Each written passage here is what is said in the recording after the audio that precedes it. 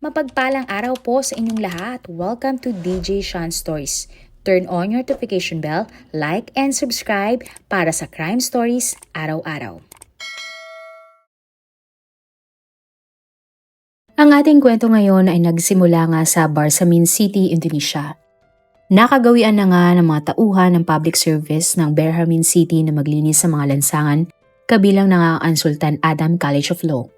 At December 24, 2025, nang nakatakdangang linisin ng lalaking si Ben ang isang kanal sa loob ng campus na pinaniniwala ang barado dahil sa mga dahon.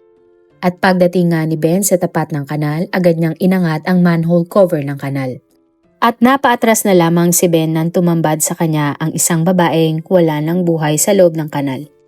Agad nga siyang nagpunta sa kanyang mga kasamahan para isumbong ang kanyang natagpuan. Hindi na nagawang tapusin ng mga tauhan ang paglilinis sa kanal sa buong campus dahil nagtungo na sila agad sa police station. Nang narinig nga ng mga pulis ang tungkol sa labing natagpuan sa kanal, agad silang nagpunta sa campus. At pagdating nga ng ambulansya, kinuha ng mga paramedics ang labi sa loob ng kanal. Agad namang dinala ang labi ng babae na tinatayang 20 hanggang 25 years old na babae sa isang laboratorio para sumailalim sa forensic examination. Sa kasamang palad, walang ang pagkakakilanlan ang biktima kaya hindi agad natukoy kung sino ang babaeng ito. Agad namang kumalat sa buong campus at sa lugar ang tungkol sa nadiskubring labi. Nagtrending nga din sa social media ang karumal-dumal na nangyaring krimen. Marami ngang mga netizen ang nagulat at naawa sa sinapit ng biktima. Pero sino nga ba ang babaeng biktima at ano ang nangyari sa kanya? At sino ang responsable sa krimen na dapat managot sa batas? Ayon nga sa mga balita, hindi estudyante ng campus ang biktimang nakita sa kanal. Sa laboratorio kung saan nga dinala ang labi ng biktima, sumailalim din ang kanyang labi sa fingerprint analysis para matukoy nga ang kanyang pagkakakilanlan. At makalipas lamang ang ilang oras, natukoy na nga ang pagkakakilanlan ng biktima. Ang babaeng ng biktima ay kinilalang si Zara Dilla, 20 years old. Agad nga na kinontak ng mga pulis ang pamilya ni Zara. Agad namang nagtungo sa ospital ang ama ng biktima na si Sarmani na nakatanggap nga ng masamang balita tungkol sa nangyari sa kanyang anak. Agad niyang ipinakita ng mga otoridad ang labi na nakita sa kanal kay Sarmani. At kinumpirma niya nga na ang labing nakita ay ang kanyang anak na si Sarah. Wala ngang pagsidlan ang lungkot ni Sarmani nang na-realize niyang wala na talaga ang kanyang pinakamamahal na anak. Si Sarah nga ay panganay sa 3 magkakapatid. At June 2005 nang ipinanganak si Zara sa Barsamin, Indonesia. Si Zara ay nag-aaral ng Economics at Business sa Lumbung Mongkorat University. At dahil medyo malayo ang university ni Zara sa kanilang bahay, nangupahan siya sa isang dorm. Mula nga noon, naging malihim na si Zara sa kanyang ama pero dati naman ay close na close ang dalawa. Kapag walang pasok si Zara sa eskwelahan, palagi itong umuwi sa kanilang bahay. Ngunit minsan ay nagugulat na lamang ang tatay ni Zara sa text ng dalaga na hindi muna siya uuwi. Kapag naman tinatanong si Zara kung saan siya pupunta, sinasabi nga ng dalaga na magre-review siya para sa kanyang exam. Ayon nga sa ama ni Zara na si Sarmani, wala namang nakukwento sa kanya ang biktima kung meron ba siyang kaaway. Sadyang malihim lang umano si Zara kapag tatanungin siya tungkol sa kanyang love life. Dahil dito walang naibibigay na impormasyon si Sarmani kung sino nga ang posibleng pumatay sa kanyang anak. Ayon pa sa lalaki, sinabi niya nga sa mga pulis na sana nga ay mahanap nila ang mga nawawalang gamit ng kanyang anak. Dahil iyon lamang ang huli nilang ala-ala kay Zara. Ayon kay Sarmani, nawawala ang bag, wallet, 2 cellphone, mga gintong alahas at motorsiklo ng biktima. Samantala, kinunan din ng salaysay ang university kung saan nag-aaral ang biktima. Ayon sa mga guro, ilang araw nang tapos ang exam ng mga estudyante kaya ilang araw na ding walang pasok sa university. Wala daw silang ka-idea kung sino ang gagawa ng masama kay Zara dahil mabait na estudyante naman ito. Ayon nga sa babae, December 22, 2025, mayroon daw kakaibang post si Zara sa social media na tila ba nagpapahiwatig na may pinagdadaanan ang dalaga. Minessage nga nila si Zara para tanungin kung meron ba siyang problema. Subalit hindi naman daw nag-reply pa ang biktima. Kinabukasan naman nang nakatanggap nga ang best friend ni Zara ng mensahe mula sa babae na tila nagpapaalam na umano si Zara sa kanyang mga kaibigan. Sinubukan na nga nilang tawagan si Sarah subalit hindi naman sumasagot ang biktima.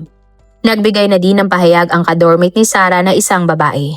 Ayon nga sa babae, umalis si Sarah noong December 23. Tinanong niya ang biktima kung sino ang kanyang kasama.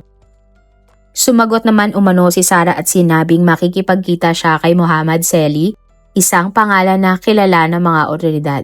Napag-alaman kasi na si Muhammad Seli ay isang aktibong pulis sa Banjarbaru Regional Police Headquarters at kaka-appoint lamang sa binata sa nasabing police station. Si Muhammad ay 23 years old na mula sa South Kalimtan. Bata pa lamang ay pangarap na ni Muhammad na maging isang pulis. Kaya naman nagsikap siyang makapagtapos ng kanyang pag-aaral. At habang nag-aaral, kinailangan nga ni Muhammad na magtrabaho para may pangtustos siya sa kanyang sarili at sa kanyang pag-aaral. Ayon nga sa mga katrabaho ni Muhammad, magaling naman sa trabaho ang binata.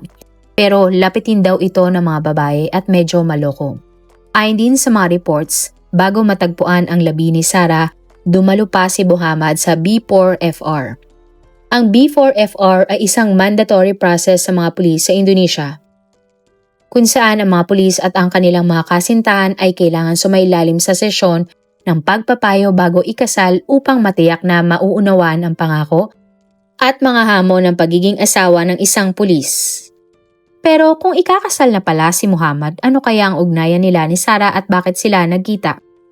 Sa investigasyon nga ng mga otoridad, natunto naman kaagad ng mga pulis si Muhammad at kanila itong kinausap tungkol sa pagkamatay ni Sarah. Git nga ng pulis, wala siyang kinalaman sa nangyaring krimen at hindi niya kakilala ang biktima. Subalit nang sabihin nga kay Muhammad na may nagsabing siya ang huling kasama ni Sarah, nagsalita na ang pulis tungkol sa sinapit ni Sarah. At ayon nga kay Muhammad, nakatakda na siyang ikasal sa kanyang kasintahan na pinili ng kanyang ama para sa kanya. Ang babae umano ay isang anak ng negosyante. At ang kasal dapat ay magaganap noong January 26, 2026. At bilang preparasyon ni Muhammad at ng kanyang kasintahan, umattend sila ng B4FR at bumili ng mga gagamitin nila sa pagpapakasal. Pero sa kabila ng pagkakaroon ng fiancé, may ibang mahal na babae si Muhammad. Wala din kaalam-alam ang fiancé ni Muhammad na may karelasyong ibang babae ang pulis bukod sa kanya. Ang nakakalungkot ba doon, nalaman din kalaunan na kaibigan ng fiancé ni Muhammad ang kalaguyo ng pulis. At yun nga ay walang iba kundi si Sarah. Ayon nga kay Muhammad, nauna ng 3 taon niya nang kakilala si Sarah at mas nauna niya itong nakilala kaysa sa babae na kanyang pakakasalan. Ang una din daw minahal ni Muhammad ay si Sarah. Subalit pagpasok nga ng 2025, pinagkasundo si Muhammad ng kanyang mamagulang sa kaibigan ni Sarah. Ayaw biguin ni Muhammad ang kanyang ama na dati palang pulis kaya pumayag siyang ikasal sa kanyang fiancé kahit hindi niya ito mahal. Ngunit kahit meron na siyang babaeng pakakasalan, ang relasyon ni Muhammad at Sarah ay kanilang ipinagpatuloy ng palihim lamang. At para nga itago ang kanilang relasyon, hindi nakikita si Muhammad at Sarah sa pampublikong lugar. Isang beses nga kada isang linggo lamang din nakikita ang dalawa. Bukod doon, hindi din ipinupost ni Sarah ang larawan niya kasama ang kasintahan na si Muhammad. At para naman hindi maghinala ang kanyang fiancé na late na umuwi si Muhammad, palagi niyang sinasabi sa kanyang magiging misis na siya ay nasa isang operasyon kaya hindi siya makakauwi agad sa kanilang bahay. At ng December 23, 2025, nang hindi nga umuwi si Muhammad sa kanilang tahanan para makipagkita kay Sarah, ang dalawang magkasintahan ay nagkita sa isang grocery store. Si Sarah ay nakasakay nga sa kanyang motor at iniwan ito ng babae sa parking lot ng grocery. Pagkatapos ay sumakay na si Sarah sa isang kotse kung nasaan si Muhammad. At sa kanilang muling pagkikita, napakasaya ni na Sarah at Muhammad. Nagmaneho palayo ang dalawa para maghanap ng isang motel. Pero ng araw na iyon, puno ang motel kaya napilitan ang dalawa na sa kotse na lamang manatili. Habang nagmamaneho ang pulis, ring ng ring ang kanyang cellphone. Tumawag pala kay Muhammad ang kanyang fiancé. At para hindi magduda ang babae, agad nga bumalik si Muhammad sa police station.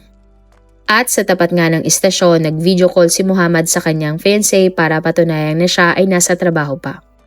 Naniwala naman agad ang fiancé ng pulis at ibinaba ang kanyang tawag. Matapos iyon, muling bumalik si Muhammad sa kotse kung nasan ang nagtatagong si Sarah. Nagtungo ang dalawa sa isang malayong park. At sa loob nga ng kotse, nag-usap ng masinsinan ang patagong magkasintang Muhammad at Sarah. Hindi nagtagal, naging mas intimate nga ang dalawa at kalaunan ay may nangyari na nga sa kanila. Matapos iyon, muling nag-usap sina Sarah at Muhammad. Nakiusap nga si Sarah kay Muhammad na huwag nang ituloy ang kasal at silang dalawa na lamang ang magsama.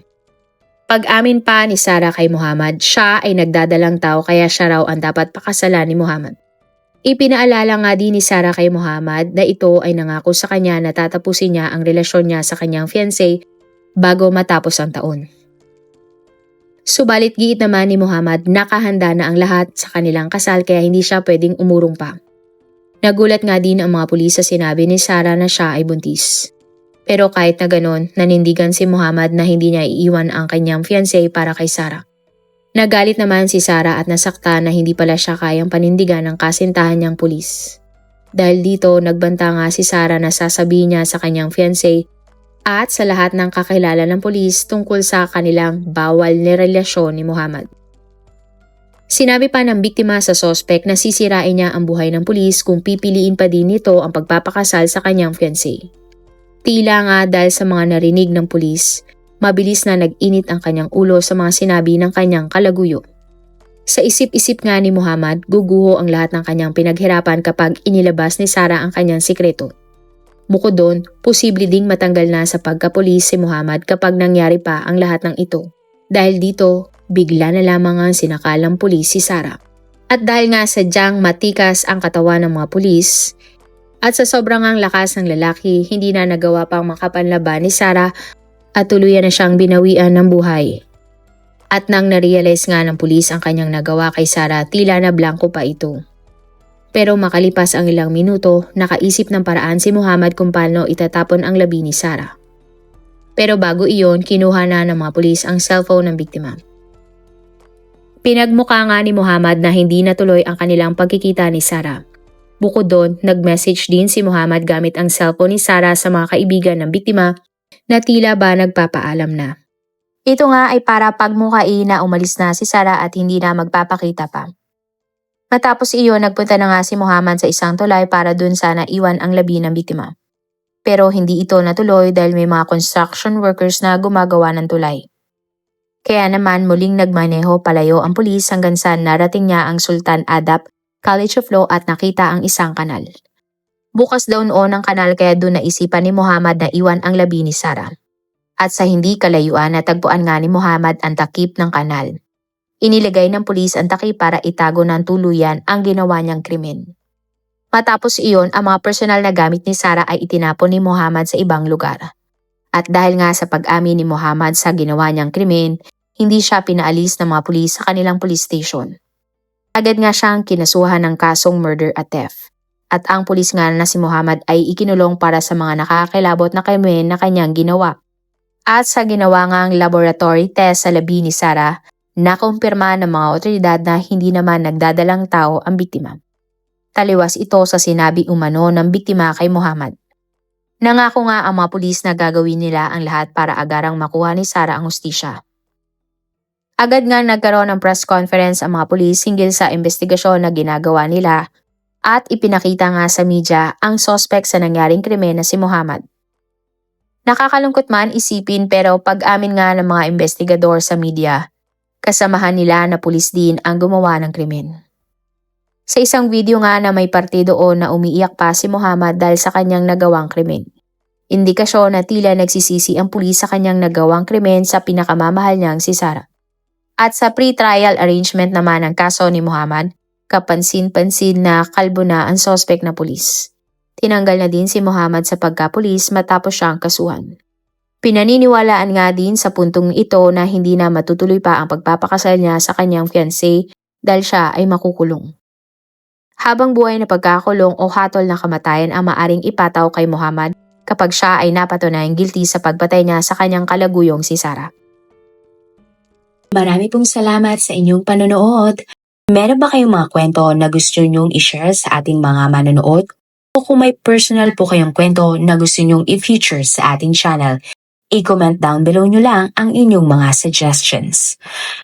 Para naman po sa dagdag kalaman, I-subscribe nyo din po at i-follow ang ating iba pang YouTube channel katulad ng Tagalog Facts and Mysteries by DJ Sean at Manila Boy Wonder Philippines. Marami pong salamat sa pagsuporta nyo sa aming mga channel. God bless everyone!